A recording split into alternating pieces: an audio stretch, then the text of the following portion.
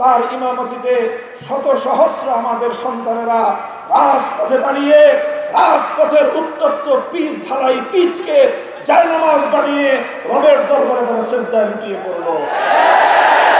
আর সেই নামাজের পরে দুহাত তুলে মালিকের কাছে ফরিয়াদ করলো, ফ্যাসিবাদের বিরুদ্ধে আল্লাহর সাহায্য কামনা করলো, স্বৈরাচারের বিরুদ্ধে আল্লাহর পক্ষ থেকে ফরিয়াদ জানিয়ে তারা সাহায্য চাওয়ার পর আমার আল্লাহ পাক রব্বুল আলামিন তাদেরকে গায়েবী সাহায্য করলেন।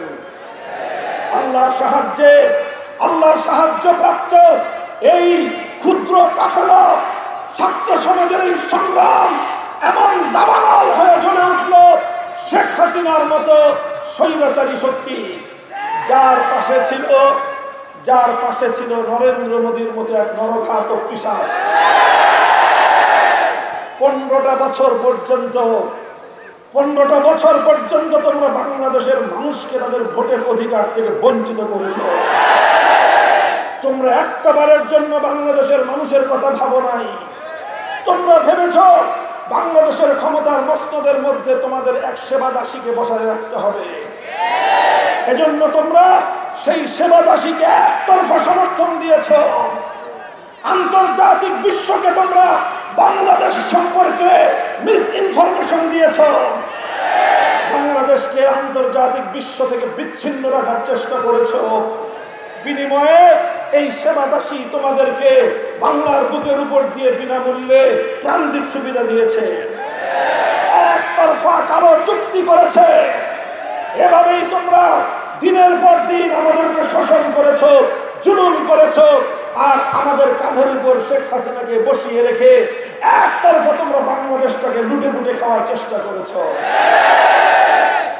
এভাবে বাংলাদেশটাকে জুলুম এবং অত্যাচারের এক বদ্ধভূমিতে পরিণত করেছিল শেখ হাসিনা।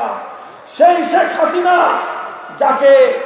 যার ব্যাপারে মানুষের মধ্যে একটা কথা প্রচলিত হয়ে গিয়েছিল, একটা কথা মানুষ সবাই ভাবতে শুরু করেছিল, যে এই কথাটা কত সুন্দরভাবেই না আল্লাহ পাক রব্বুল আলামিন কোরআনে পাকের সূরাতুল হাশরে বলেছে। আল্লাহ বলেছেন, মা যানানতুম আন ইয়াখরুজু ওয়া যান্নু আন্নাহুম মানিআতুহুম হুসুনুহুম মিনাল্লাহ ফাআতাহুমুল্লাহু মিন হাইসু লাম ইয়াহতাসিবু। আল্লাহ বলেন, হে জনগণ, তোমরাও মনে করেছিলে হাসিনাকে পতন ঘটানোর কোনো শক্তি নাই। শেখ হাসিনা এবং তার দালালরা তারাও মনে করেছিল এই হাসিনা যতদিন আছে তার মৃত্যু পর্যন্ত তাকে ক্ষমতা থেকে সরানোর কোনো শক্তি নাই। ফাতাহুমুল্লাহু মিন হাইসু লাম ইয়াহতাসিবু।